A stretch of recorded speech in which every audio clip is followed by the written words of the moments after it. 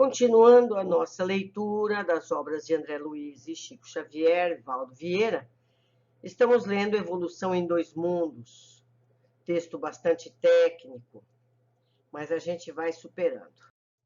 Vamos aprender hoje sobre evolução e metabolismo, suprimentos da vida. Observamos a chegada dos princípios inteligentes no mundo e a sua respectiva expansão, assim como um exército que, para atender às próprias necessidades, organiza de início a precisa cobertura de suprimentos. Primeiro, as bactérias lavrando o solo para que as plantas proliferassem, criando a atmosfera adequada ao reino animal. Depois das plantas aparecem os animais, gerando recursos orgânicos, para que o instinto pudesse expandir-se no rumo da inteligência. E em seguida, o animal, surge o homem, plasmando os valores definitivos da inteligência para que a humanidade se concretize no caminho da angelitude. Fases progressivas do metabolismo. Em todos os reinos da natureza, o elemento espiritual aprende a nutrir-se e preservar-se. Por milhares de séculos, repete as operações da fotossíntese ou assimilação clorofiliana no império verde, pela qual consome energia luminosa e elabora matérias orgânicas, desprendendo o oxigênio indispensável à constituição do ar atmosférico, e recapitula as operações da quimiossíntese em formas autótrofas, como sejam certas classes de bactérias, que se utilizam de energia química para viver através da oxidação de compostos minerais. Gradativamente, no domínio vegetal, assimila os mecanismos mais íntimos da respiração, absorvendo o oxigênio, eliminando o gás carbônico pelos estômatos e pneumatódios, cutícula, lenticelas, de modo a conduzir o oxigênio sobre as matérias orgânicas para a formação dos produtos de dessamilização e projeção de energia. E lentamente, em meio a desprovido de matérias orgânicas, como acontece com as nitrobactérias, as sulfobactérias, as ferrobactérias, etc., aprende também a oxidar, respectivamente, o amoníaco, os nitritos, o ácido sulfídrico e óxido ferroso.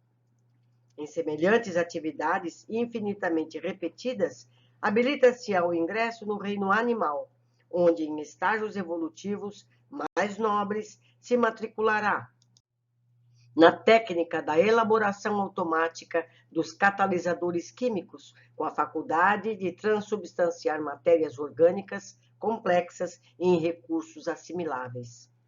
Milênios transcorrem, isso não é de um dia para o outro, para que então consiga adestrar-se nas diástases diversas, como sejam as proteases, as imases, entre os fermentos hidrolisantes e decomponentes. A crisálida de consciência inicia-se dessa forma na fabricação de prótides, glucídeos, lipídeos e outros meios de nutrição, aprendendo igualmente a emitir hormônios de crescimento e vitaminas diversas no ciclo das plantas.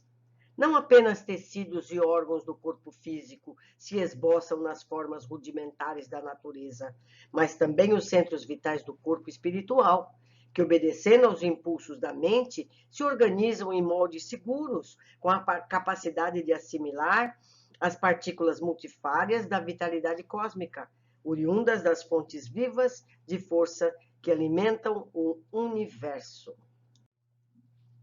Excitações químicas. Governando as células físicas, os agentes de natureza espiritual se evidenciam em todos os processos de nutrição, motivando as chamadas excitações químicas, também classificáveis por quimiotactismo eletromagnético, o princípio inteligente tocado por múltiplos estímulos sobre o império de atrações e repulsões, há elementos quimiotácticos eletromagnéticos no laboratório das forças universais, através da respiração, para conservar-se e defender-se, preservando os valores de reprodução e sustentação.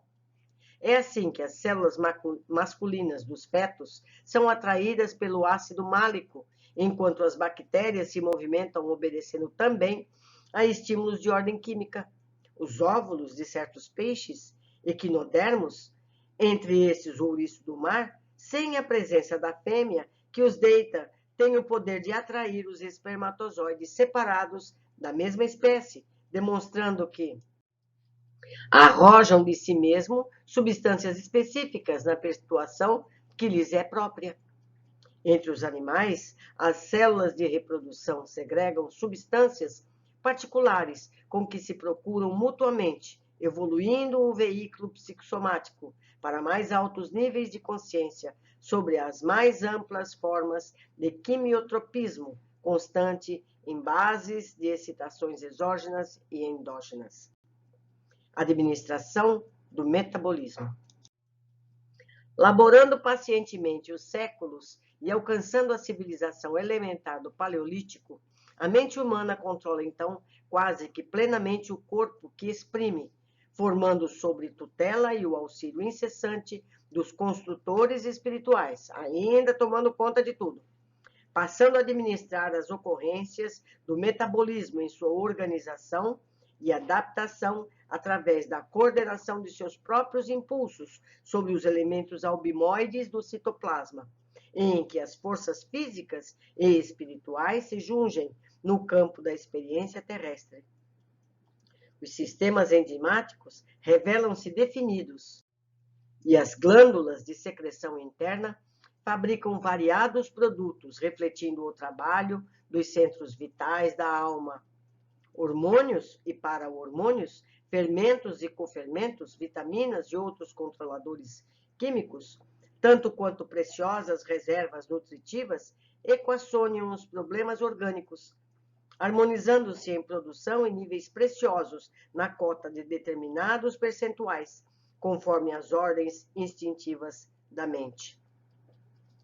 Todos os serviços da província biológica, inclusive as emoções mais íntimas, são sustentados por semelhantes recursos, constantemente lançados pelo próprio espírito no cosmo da energia dinâmica em que se manifesta. Experiências valiosas efetuadas com pleno êxito comprovam que a própria miosina, ou sistema albumiloide da contração muscular, detém consigo as qualidades de um fermento, a adenosinatripsofastase, responsável pela catálise da reação química fundamental que exonera a energia indispensável ao refazimento das partículas miosínicas dos tecidos musculares. Acumulações de energia espiritual. Por intermédio dos mitocôndrios, que podem ser considerados acumulações de energia espiritual, olhe lá, em forma de grânulos, assegurando a atividade celular, a mente transmite ao carro físico a que se ajusta durante a encarnação todos os seus estados felizes ou infelizes, equilibrando ou conturbando o ciclo de causa e efeito das forças por ela própria libertadas nos processos endotérmicos mantenedores da biossíntese. Nessa base, dispomos largamente dos anticorpos e dos múltiplos agentes imunológicos cunhados pela governança do espírito em favor da preservação do corpo, de acordo com as multimilenárias experiências adquiridas por ele mesmo, na lenta e laboriosa viagem a que foi constrangido nas faixas inferiores da natureza. Da mesma sorte, possuímos funcionando automaticamente a secretina, a tiroxina, a adrenalina, luteína, insulina, foliculina, os hormônios gonadotrópicos, unidades outras entre as secreções internas, à guisa de aceleradores e excitantes, moderadores e reatores, transformadores e calmantes das atividades químicas nos vários departamentos de trabalho em que se subdivide o estado fisiológico.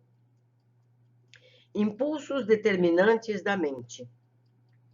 Sobre os mesmos alicerces referidos, surpreendemos ainda as enzimas numerosas, como a pepsina isolada por Northrop, e a catalase definida por von Euler, tanto quanto as outras muitas, que a ciência terrestre gradualmente saberá descobrir, estudar, fixar e manobrar, com vistas à manutenção e defesa da saúde física e da integridade mental do homem, no quadro de merecimentos da humanidade.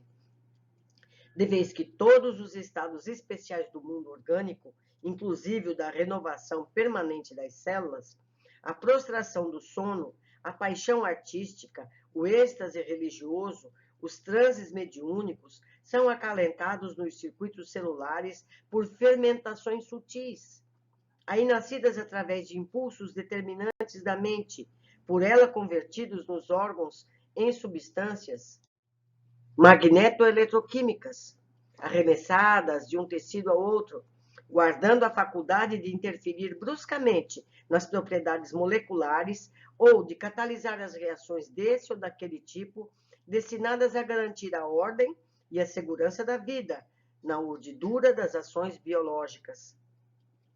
Em identidade de circunstâncias, nos traumas cerebrais da cólera ou do colapso nervoso, da epilepsia e da esquizofrenia, como em tantas outras condições anômalas da personalidade, vamos encontrar essas mesmas fermentações no campo das células, mas em caráter de energias degeneradas, que corresponde às turvações mentais que as provocam.